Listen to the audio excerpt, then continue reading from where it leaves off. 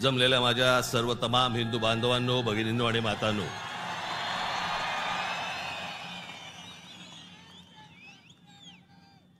सर्वप्रथम मी आपणाला सर्वांना गुढीपाडव्याच्या मनपूर्वक शुभेच्छा देतो।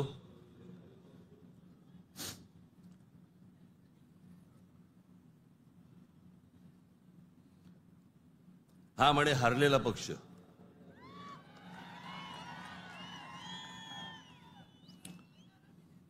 झालं, निवडणुका संपल्या, सगळ्या गोष्टी झाल्या,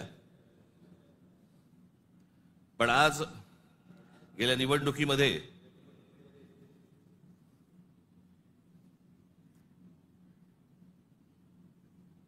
ज्यांनी मतदान करून ज्यांची मतं दिसली त्या सर्व मतदारांचे मी मनपूर्वक आभार मानतो। आणि ज्या मतदारांनी महाराष्ट्र नवनिर्माण सेनेला मतदान करून देखील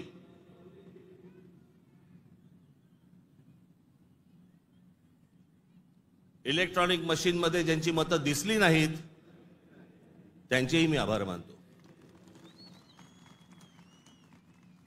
निवडणुका कशा झाल्या, काय काय गोष्टी घडल्या, मला असं वाटतं याच्यावरती माझं बोलून झालेलं आहे। आता जे झालं ते झालं, आता हे बघायचं ते याच्या पुढचं। सगळे वेळ काढून आलायत ना, बरंच बोलायचं मला।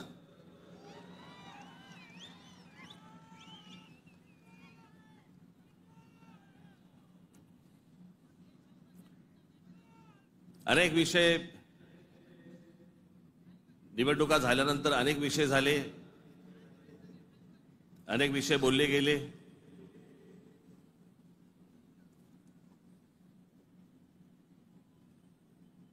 सदिच्छांचे, शुभेच्छांचे अनेक मला फोन पण आले आणि नेमके आजच आले।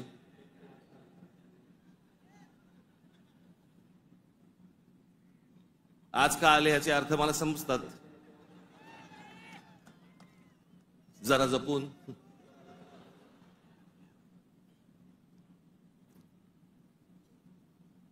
पण गेले काही दिवस ज्या काही घटना घडल्या, मला असं वाटतं काही गोष्टींचं तुम्हाला सांगणं खूप आवश्यक आहे, गरजेचं आहे।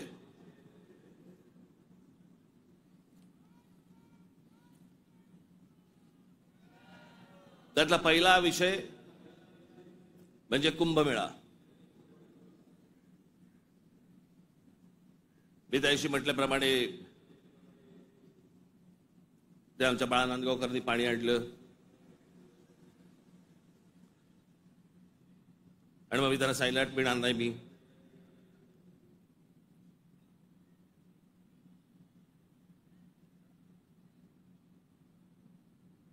मग नव्याने वारं शिरलेल्या काही हिंदुत्ववाद्यांना असं वाटलं, अरे मी कुंभमेळाचा अपमान केला। मूर्ख आहात का?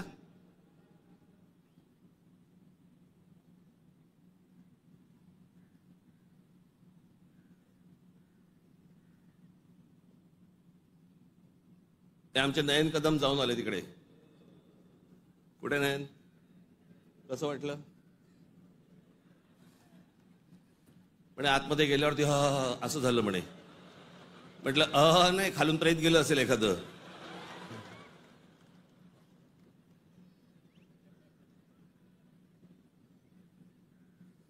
आपल्या देशामधल्या नद्यांची जी अत्यंत भीषण अवस्था आहे, ज्याला आपण माता म्हणतो, नदीला देवी म्हणतो, त्या नद्यांकडे आपल्या राज्यकर्त्यांचा, आज नाही, आजचे राज्यकर्ते नाही, गेल्या अनेक वर्षांपासूनचे, मला आजही आठवते, गंगा साफ करावी असं पहिलं बोलणारी जे कोणी व्यक्ती मला आठवते, मला राजकारणातली, ती म्हणजे स्वर्गीय राजीव गांधी। राजीव गांधी ज्यावेळेला पंतप्रधान झाले त्यावेळेला त्यांनी गंगा साफ करण्याचं काम सुरू केलं। तेव्हापासून अजून गंगा साफ करतायत। त्याच्यानंतर आता 2014ला नरेंद्र मोदीजी पंतप्रधान झाले, त्यांनी तेच सांगितलं गंगा साफ करणार। आपल्याकडच्या देशांमधल्या नद्यांची अशी अवस्था आहे की त्याच्यामध्ये पाणी पिणं तर लांबची गोष्ट, तुम्ही आंघोळ केली म्हणजे मी माझ्याकडे आत्ता काही उत्तरेतले लोक येऊन गेले मध्ये आणि त्यांनी मला सांगितलं की कित्येक लाखो लोक तिथे आंघोळ केल्यानंतर आजारी पडलेले आहेत. पडणारच आजारी.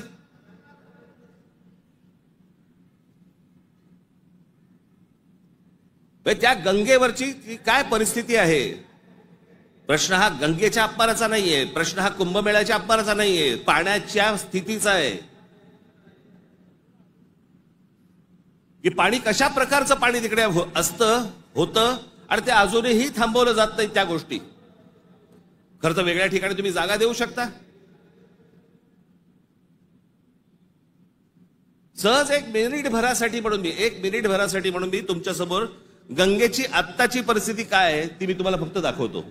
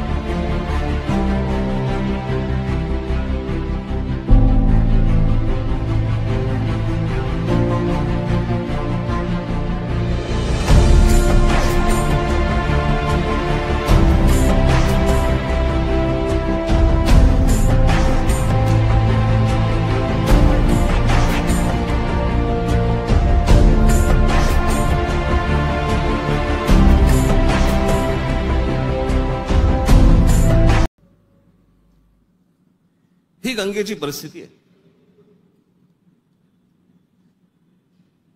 आतापर्यंत 33,000 कोटी रुपये खर्च झाले त्याच्यावरती.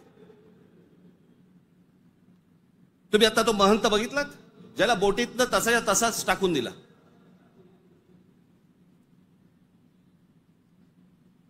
तिकडच्या घाटांवरती तिथे प्रेत जाळली जात आहेत. नुसतं आपला अग्नी दिल्यासारखा करतात आणि तसंच प्रेत ढकलून देतात पाण्यामध्ये.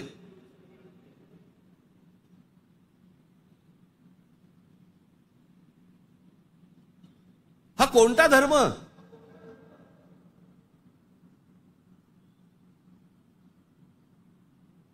म्हणजे आमच्या नैसर्गिक आपल्या देशाच्या गोष्टींवरती जर समजा अशा प्रकारचा धर्म आडवा येत असेल काय करायचं त्याचं.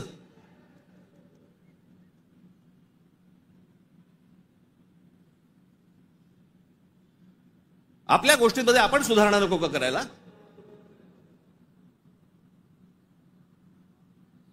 काळ बदलला, लोकसंख्या वाढली. 1000 वर्षापूर्वीच्या गोष्टी वेगळ्या होत्या, आताच्या गोष्टी वेगळ्या आहेत.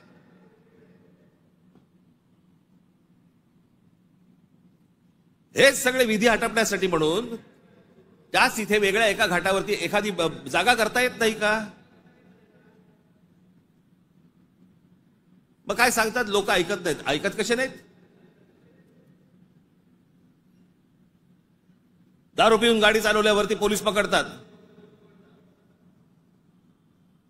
हे समजल्यावरती लोक टॅक्सीने जायला लागले की नाही पिऊन. झाली की नाही सुधारणा.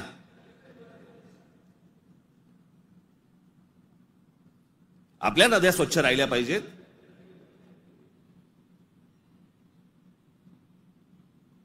या सगळ्या नद्यांवरचे जे काही मधले भाग आहेत इतके गलिच्छ आहेत, इतके गलिच्छ. आणि या नद्या बर्बाद कोण करतोय. आपणच करतोय. कशाच्या नावाखाली. धर्माच्या नावाखाली.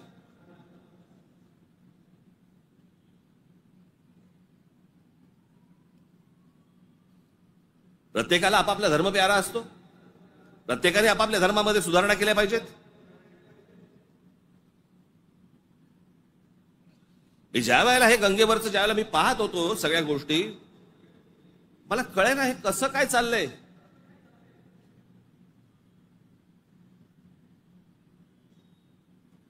काय म्हणे 65 कोटी लोक येऊन गेले, अर्धा भारत.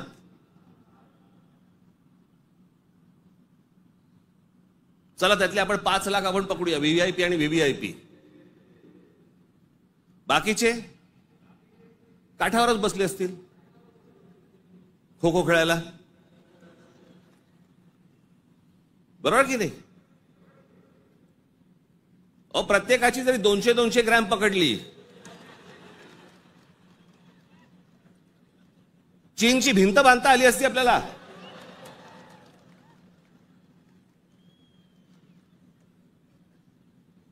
पर तेही कुठे गेलं? म्हणजे आपल्याकडे जे सगळे म्हणतात ना, झालं गेलं गंगेला मिळालं.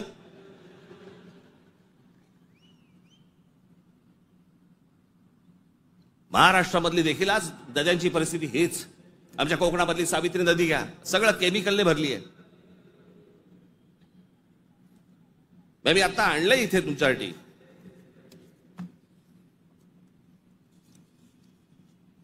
देशभरात एकूण 311 नदीपट्टे म्हणजे पॅचेस असे आहेत जे प्रदूषणामुळे धोक्याच्या पातळीवर असून त्यात महाराष्ट्रातील तब्बल 55 नदीपट्टे प्रदूषित आहेत.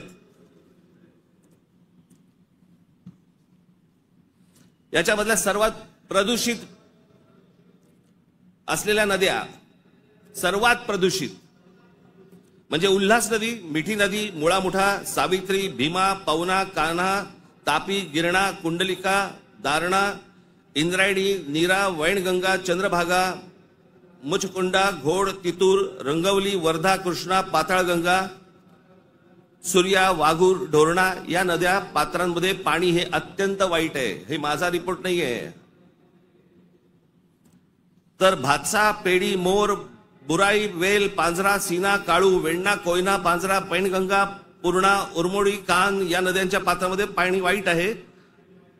त्या नद्यांच्या तुलनेत मुंबईमध्ये 5 नद्या होत्या, 5 नद्या. कदाचित अनेकांना माहिती पण नसतील. त्यातल्या 4 मेल्या. मेल्या म्हणजे मारल्या. सांडपाणी, झोपडपट्ट्या आणि या सगळ्या गोष्टींबद्दल त्या 4 नद्या मेल्या आणि 5वी ही आता मरायला आली आहे. ती म्हणजे मिठी नदी.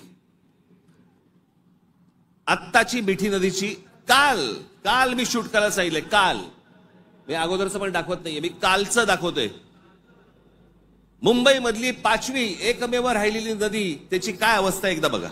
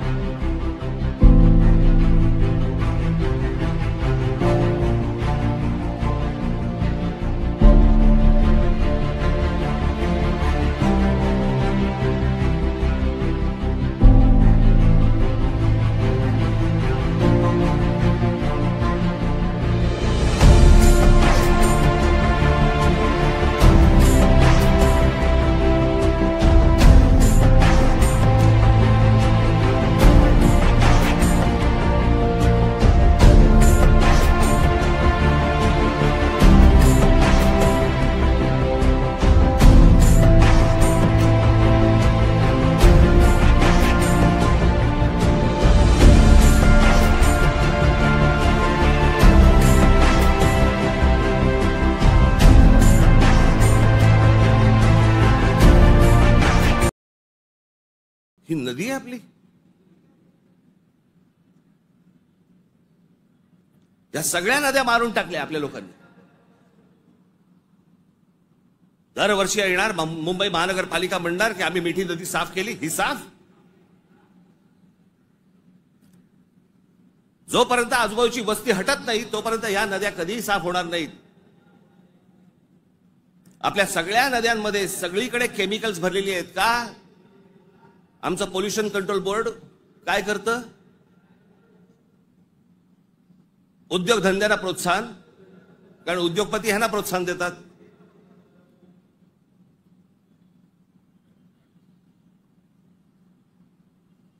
जे म्हणून आपल्याकडचे नैसर्गिक स्रोत आहेत आपण ते बंद करायचे आणि त्याच्यानंतर त्याच्यावरती बोलल्यानंतर तुमचा धर्म आडवा येणार.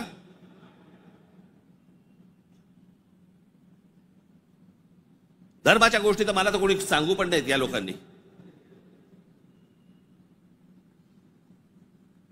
काही गोष्टी आपण आपल्यात सुधारल्या पाहिजेत.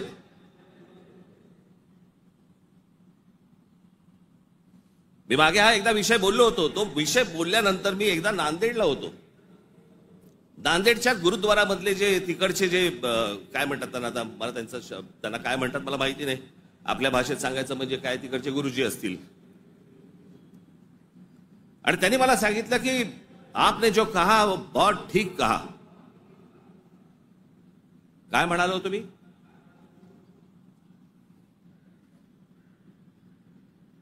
आमच्याकडे महानगरपालिका, जिल्हा परिषदा, ग्रामपंचायती, देशभर सगळ्या ठिकाणी आमच्याकडे काय भिंती रंगवल्या जातात, बोर्ड लावले जातात, झाडं जगवा, झाडं वाचवा.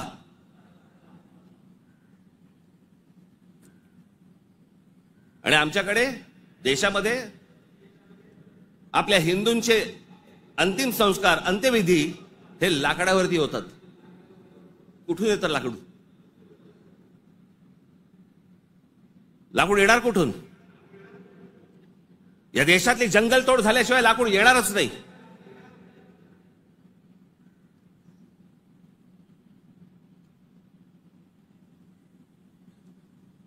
आणि ह्याला पर्याय म्हणून काय त्या इलेक्ट्रिक विद्युत दाहिनी आल्यात ना.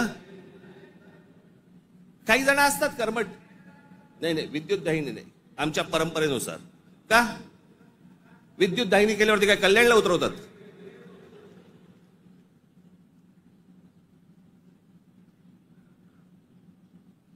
देशभर विद्युत दाहिन्या झाल्या पाहिजेत. त्या विद्युत दाहिन्या झाल्या तर लाकूड लागणार नाही. लाकूड लागणार नाही मग जंगल राहतील.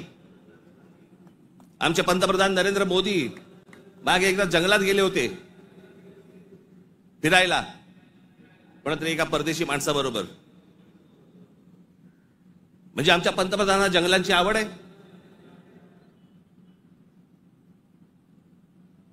मग ते त्या अंबानीच्या कुठेतरी त्या जामनगरला गेले, वनतारा का तंतारा काहीतरी. म्हणजे त्याला प्राण्यांची आवड आहे. मग प्राण्यांची आवड असेल तर जंगल जगवली पाहिजे. जंगल हे आपलं मुंबईचं नॅशनल पार्क आहे ना, हे नॅशनल पार्क संजय गांधी राष्ट्रीय उद्यान पवईपासून सुरू होतं, घोडबंदर पर्यंत तिकडे थांबतं. एवढं मोठं राष्ट्रीय एक काय नॅशनल पार्क एखाद्या शहराच्या मध्यात जगाच्या पाठीवर कुठेही नाही.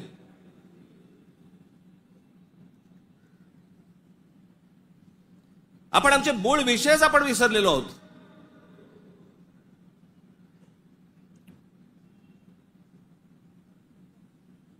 आमच्याकडे फक्त जंगलतोड सुरू आहे. म्हणजे आता मी तुम्हाला फक्त भारताचा जन्म मृत्यूचा आकडा फक्त सांगतो. जन्म मृत्यूचा आकडा म्हणजे लाकडं किती लागत असतील विचार करा, म्हणजे जंगलं किती तोडली जात असतील याचा विचार करा.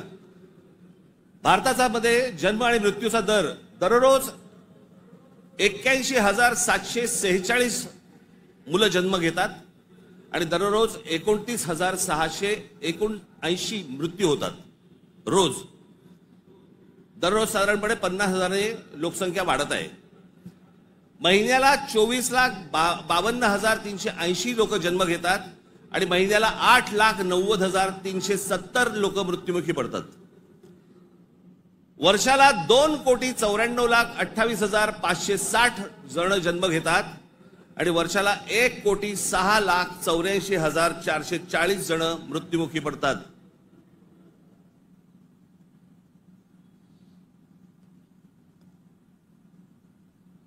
आपण एका बाजूने बोंबलायचं, आमच्याकडे दुष्काळ पडलाय, आमच्याकडे पाणी नाही. मराठवाड्यातल्या अनेक ठिकाणी 7-7 दिवस पाणी येत नाही. भारतामधल्या अनेक जिल्ह्यांमध्ये तिथे पाणी येत नाही. आम्ही पाणी येत नाही, सगळ्या गोष्टी होत नाही म्हणून बोंबलत बसायचं आणि आपणच ऱ्हास करायचा या गोष्टींचा. मूळ विषयांकडे आमचं लक्षच नाही. सगळे विषय भरकटवले जातात. आमच्याकडे कोण येतो, आम्हाला पाय जंगलांची पडली नाही, पाण्याची पडली नाही, कशाची पडली नाही, आम्हाला पडली औरंगजेबाची. तो बसला एकटा द्राक्ष खात आणि आम्ही भांडतोय.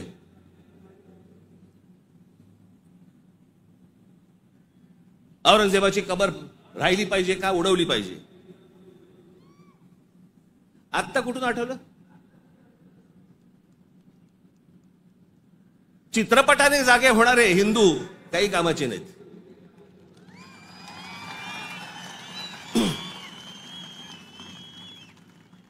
काही कामाचे नाहीत ते. चित्रपट थिएटरमधनं उतरला की हे उतरले.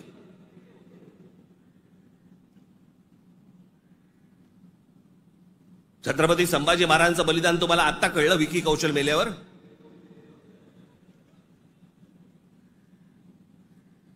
अक्षय खन्ना औरंगजेब बनून आल्यावर तुम्हाला औरंगजेब कळायला लागला?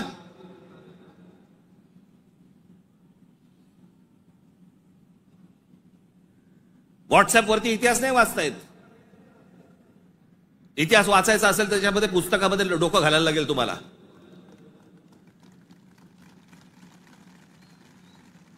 कोणीही बडबडायला लागले हल्ली इतिहासावरती. विधानसभेत पण बोलतात. खरं तर त्यांचं काही काम नाही. औरंगजेबावरती बोलतायत.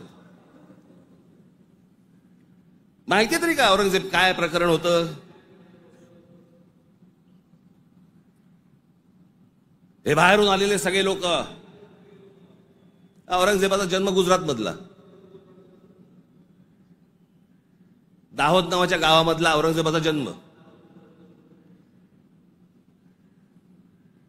आणि मग काय सोपं आहे इतिहासामधलं तुम्हाला जातीपातीमध्ये भिडवून द्यायला. यांना ब्राह्मणांनी साथ दिली, यांना मराठ्यांनी साथ दिली, मग तिकडे मराठी नव्हतेच, मग हे सगळं चोरून ब्राह्मणांनी केलं. हे सगळं बोलणाऱ्यांचा इतिहासाशी काही संबंध नाहीये. त्यांना फक्त राजकीय त्यांचं जे काही पोळी भाजून घ्यायची आहे तेवढंच फक्त काम आहे त्यांचं. त्यांना ना संभाजी महाराजांशी काही कर्तव्य आहे, ना औरंगजेबाशी काही कर्तव्य, ना कोणाशी काही कर्तव्य आहे. तुमची माथी फक्त भडकवायची.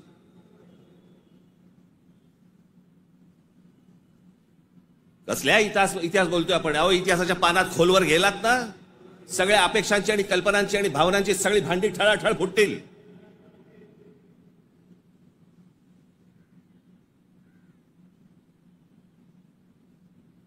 या हिंद प्रांतामध्ये एक अत्यंत कडवट, एक प्रभावी असं एक स्वप्न ज्या व्यक्तीला पडलं त्या आमच्या जिजाऊ साहेब.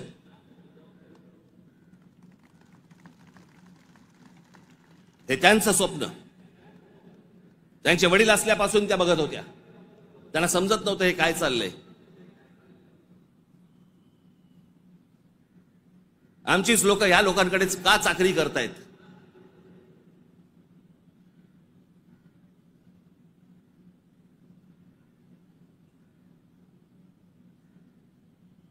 आणि छत्रपती शिवाजी महाराज म्हणजे या हिंद प्रांतावरती केलेला एक संस्कार आहे. तो एक चमत्कार आहे. ती एक विलक्षण घटना आहे.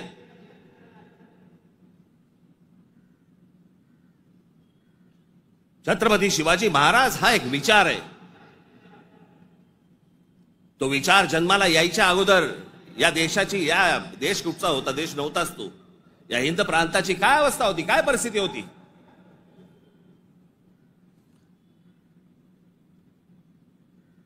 सर्व जातीचे लोक कोणाला कोणाच्याकडे होतेच ना कामाला. दूर कशाला जा? छत्रपती शिवाजी महाराजांचे वडील हे आदिलशाहीतच होते ना.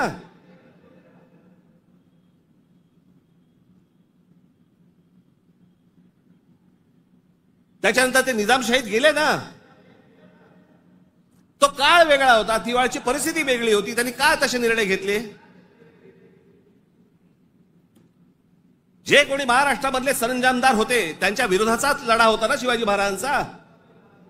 हे सरंजामदार कोण होते? त्याला जातीत का पाहताय तुम्ही?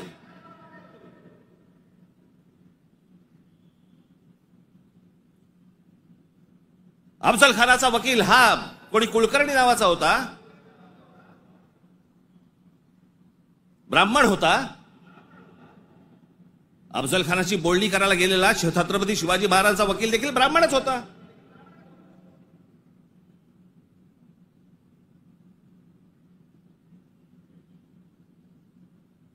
त्यावेळेला सगळीच माणसं वेगवेगळ्या लोकांकडे कामालाच होती.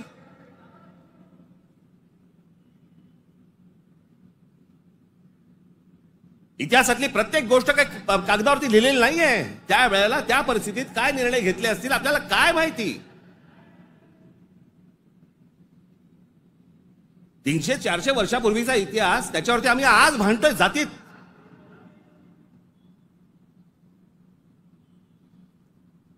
आग्र्याच्या दरबारामध्ये छत्रपती शिवाजी महाराजांच्या समोर संभाजी महाराज असताना संभाजी महाराजांनी औरंगजेबाची 5000 मनसबदारी स्वीकारलेली आहे. छत्रपती शिवाजी महाराजांच्या समोर महाराजांची होकार असल्याशिवाय होईल?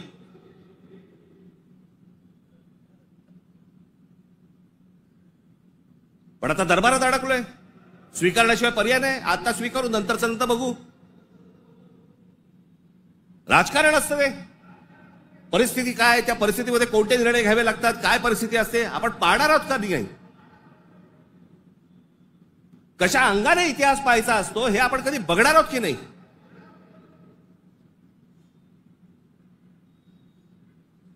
काही कशाचा कशाला माहिती नाही. छत्रपती शिवाजी महाराजांसाठी औरंगजेबाचा जो माणूस आला होता, मिर्झा राजे जयसिंग राजपूत, हिंदू होता ना.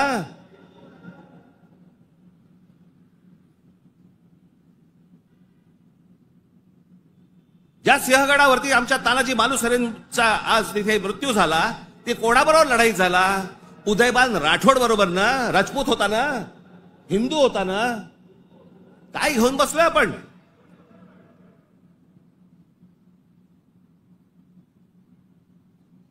कोणत्या काळात जगतो आहोत आपण?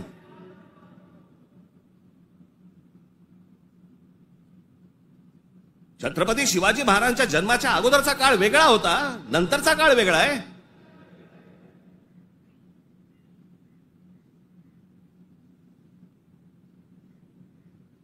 मी अनेकदा माझ्या भाषणामध्ये मी सांगितलेलं आहे, परत एकदा सांगतो, औरंगजेब विषय निघालाय म्हणून.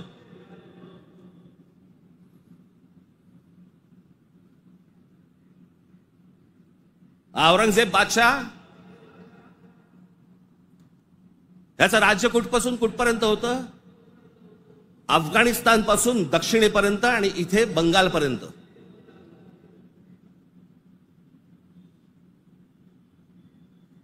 छत्रपती शिवाजी महाराज ज्यावेळेला आग्र्यावरनं निघाले, सुटले, महाराष्ट्र जेव्हा आले,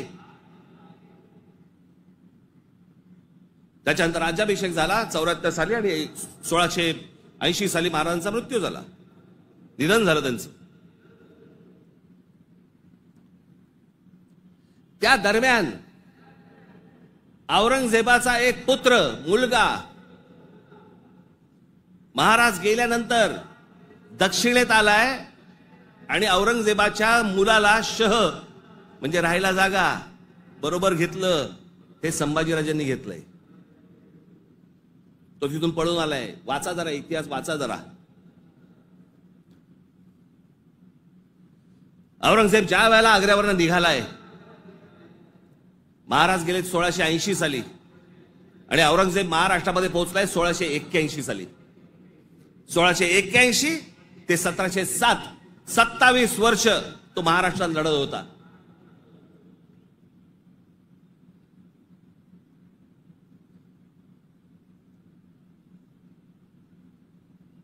आमच्या संभाजी राजांबरोबर लढला.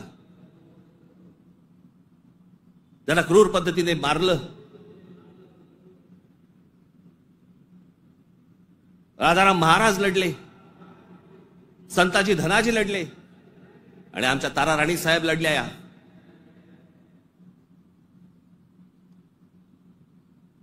एक महाराष्ट्राचे खूप मोठे लेखक होऊन गेले, नरहर कुरुंदकर.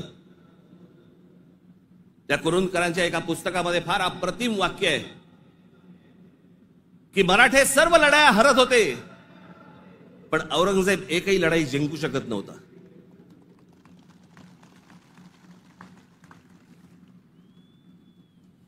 याचं कारण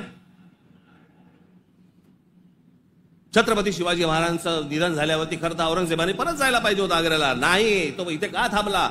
एवढा मोठ्या बलाढ्य प्रदेशाचा राजा, शहनशाह, एका 2.5, 3, 3.5, 4 जिल्ह्याच्या एका राजासाठी इथे ठाण मांडून का बसला?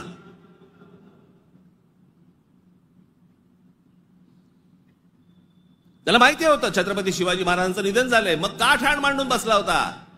शिवाजी महाराज तर गेले होते, त्याला शिवाजी नावाचा विचार मारायचा होता, जो त्याला जमला नाही. सगळे प्रयत्न केले, सर्व प्रयत्न केले आणि इथे शेवटी मेला. जगाच्या इतिहासामध्ये औरंगजेब वाचला जातो, अभ्यास केला जातो त्याचा, पण ज्या वेळेला त्याचा अभ्यास केला जातो त्यावेळेला जगभरातल्या लोकांना कळतं की तो काय करायला गेला होता आणि कसा मेला. तिथे छत्रपती शिवाजी महाराजांचं नाव येतं जगभरामध्ये. जी कबर आहे ना, जी सजवलेली काढून टाका, कबर नुसती दिसली पाहिजे आणि तिथे एक मोठा बोर्ड लावा, आम्हा मराठ्यांना संपवायला आलेला औरंगजेब इथे आम्ही गाडला गेला.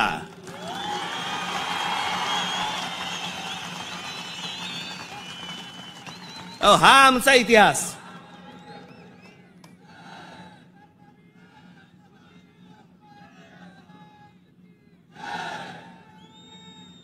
अफजल खान ज्या वेळेला इथे आला, इतिहास कशासाठी वाचायचा? इतिहासातनं बोध घेण्यासाठी वाचायचा.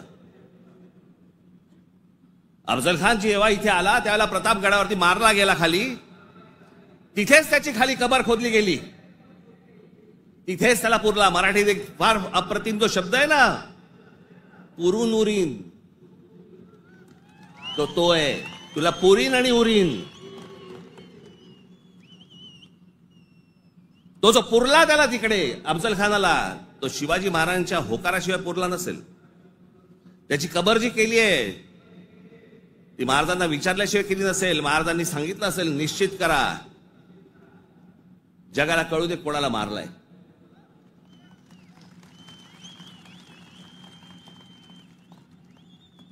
आपण ज्या मराठ्यांनी महाराष्ट्राने ज्यांना ज्यांना गाडले त्यांची प्रतीकं नेस्तनाबूत करून चालणार नाही, ती जगाला दाखवली पाहिजेत, आम्ही यांना गाडलंय.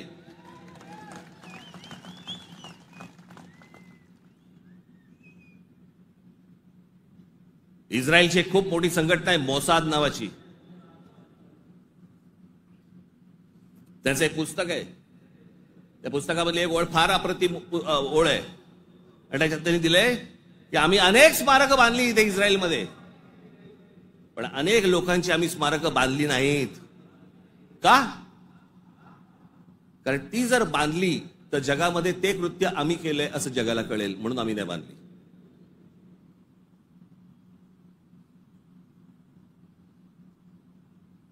असा विचार ते करतात.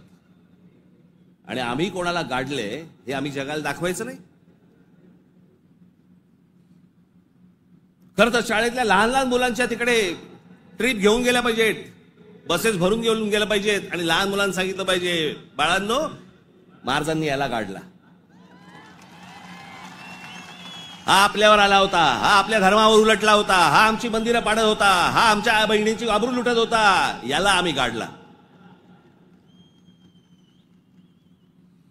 नाही तर पुढच्या पिढ्यांना आम्ही काय इतिहास सांगणार आहोत?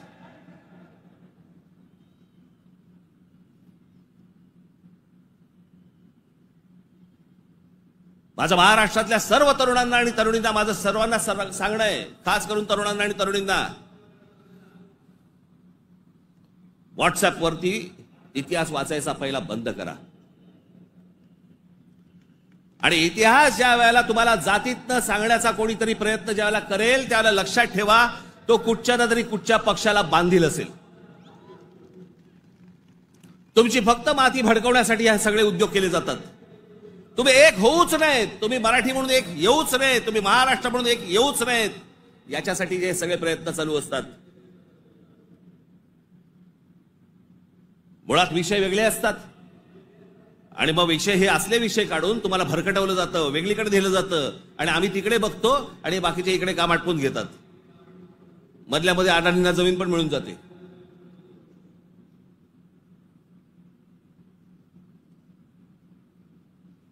मुंबईचा विमानतळ दिला अदानीला, मग अजून कुठचा नवी मुंबईचा दिला अदानीला, मग आता पालघरचा दिला अदानीला, मग तिकडचा बंद दिला अदानीला. अदानी हुशार निघाला, आम्ही अडाणी निघालो.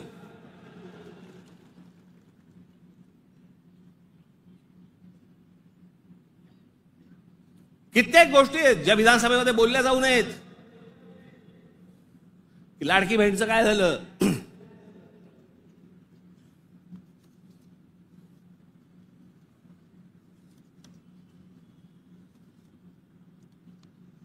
लाडकी बहीणचं काय झालं? काही नाही. बंद होणार ती योजना. मी निवडणुकीच्या वेळेला सांगत होतो, पण माझं खरं सांगून तुम्हाला पटलं नाही, त्यांचं खोटं सांगून पटलं. काय कमाल आहे.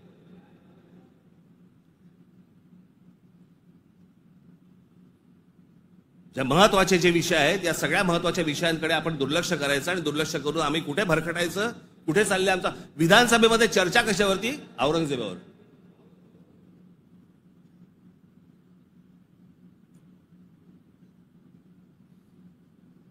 मी तुम्हाला मुद्दामून सांगतोय की तो तुर्कस्तान म्हणजे आताचा टर्की हा देश तलवारीच्या धारेवरती, धर्माच्या धारेवरती उभा राहिला.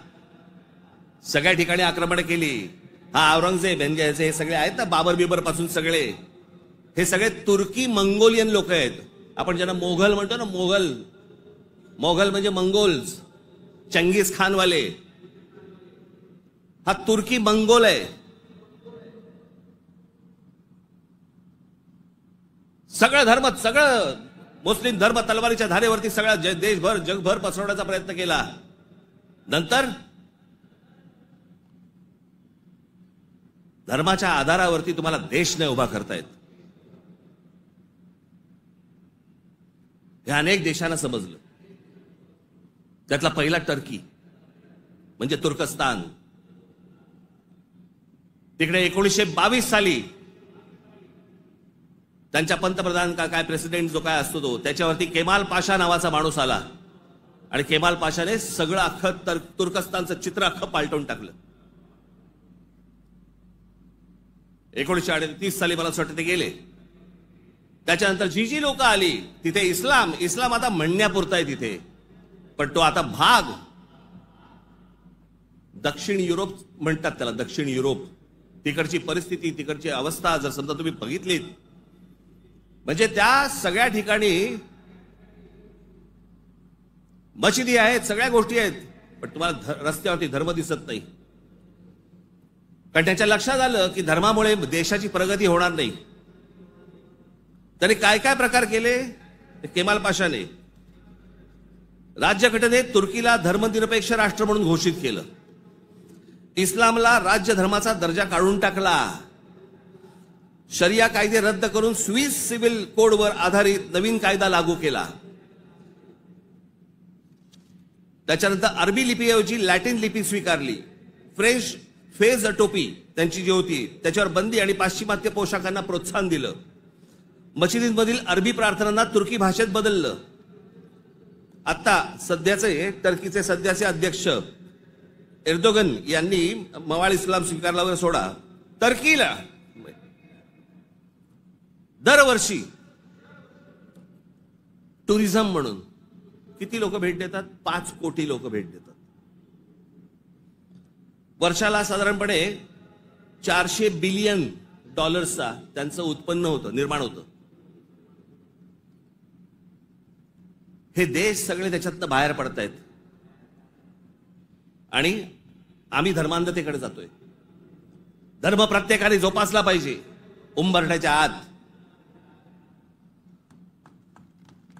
आणि त्यांनी जर समजा बाकीच्यांनी जर समजा धर्म रस्त्यावरती आणला तर मग काय आम्ही बुलडोजर फिरू? मी ज्या वेळेला सांगितलं होतं हे सगळे लाऊडस्पीकर बंद करा मशिदींवरचे, ऐकलं नाही. माझ्या 17,000 महाराष्ट्र सैनिकांवरती केसेस टाकल्या. आणि आता परवा दिवशी आमच्या महाराष्ट्र राज्याचे मुख्यमंत्री देवेंद्र फडणवीस म्हणतात की आम्ही त्यांना सांगितलेलं आहे रात्री 10 ते सकाळी 6 भोंगे वाजणार नाहीत. अहो तेव्हा वाजतच नाहीत. प्रश्न आहे सकाळी 6 ते रात्री 10. या लाऊडस्पीकरचा, सततच्या लाऊडस्पीकरचा लोकांना त्रास होतो. तुमचे काही सण बिण असतील तर आपण समजू शकतो, पण सरकार म्हणून कोणतंही पाऊल न उचललं. पाऊल कोणी उचललं? उत्तर प्रदेशने उचललं, योगींनी उचललं. त्यांनी सगळ्यावरचे लाऊडस्पीकर बंद केले. आपण इथे घोषणा केली, लाऊडस्पीकर त्यांनी बंद केले. आमच्या इकडे तसंच चालू आहे.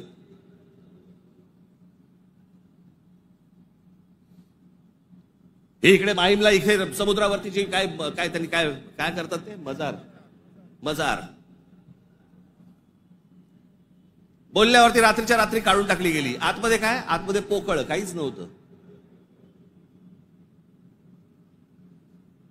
ही सगळे अनधिकृत बांधकामं, या अनधिकृत वस्त्या ज्या काय आता झालेल्या आहेत आपल्याकडे, हे सगळे इथे कॉम्बिंग ऑपरेशन्स केली पाहिजेत.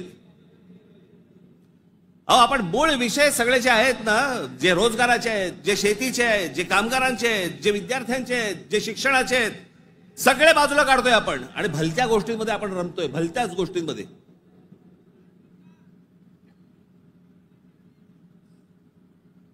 आज त्या बीडला जे झालं, ते संतोष देशमुख काय बिचारे, त्यांना काय किती घाणेरड्या पद्धतीने मारावं, किती घाणेरड्या पद्धतीने मारावं. बरं, तुमच्या अंगामध्ये नसामध्ये जर एवढी क्रूरता भरलेली असेल ना, मी दाखवीन जागा, तिथे जा.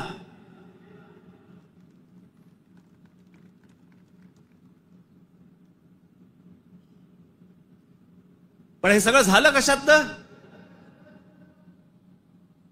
त्या विंडमिल, तिकडची ऍश, तो तिकडचा जो काय प्रकल्प, त्याच्यातनं निर्माण होणारी जी काही ती राख आहे. म्हणजे मी आजपर्यंत ऐकलं होतं की राखेमधनं फिनिक्स पक्षी उभारी घेतो. आमच्या बीडमध्ये राखेतनं गुंड तयार होतात. विषय होता पैशाचा. ती जी काय वाल्मिक कराड आणि जी काय नावं येत आहेत त्यांची, हे सगळ्या खंडण्या.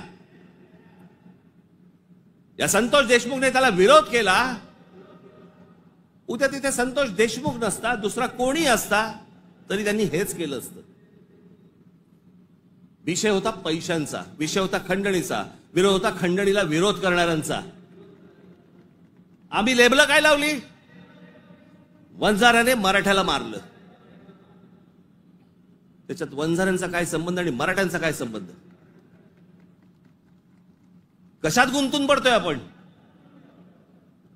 पण तुम्हाला गुंतवलं जातंय. हे राजकीय पक्ष तुम्हाला गुंतवतायत त्याच्याबद्दलच गुंतून राहा. आमच्या मुलांच्या शिक्षणाचा विचार करू नका, विषय आणू नका. आमच्याकडे रोज शेतकरी आत्महत्या करतायत. आता दिवसाला 7 आत्महत्या होतात दिवसाला शेतकऱ्यांच्या. पाहू नका. आमच्याकडे रोजगार निर्माण होत नाहीये, लक्ष देऊ नका त्याच्याकडे. असंख्य मुलं आणि मुली मराठवाडा सोडून पुण्याकडे येत आहेत. दुर्लक्ष करा त्या गोष्टींकडे. आम्ही कशात अडकवलंय त्यांना? सगळ्यांना जातीपातीमध्ये अडकवलेलं आहे. कोणी जातीचं भलं केलेलं नाहीये आणि कोणी जातीच्या माणसाचं भलं केलेलं नाहीये. या महाराष्ट्रामध्ये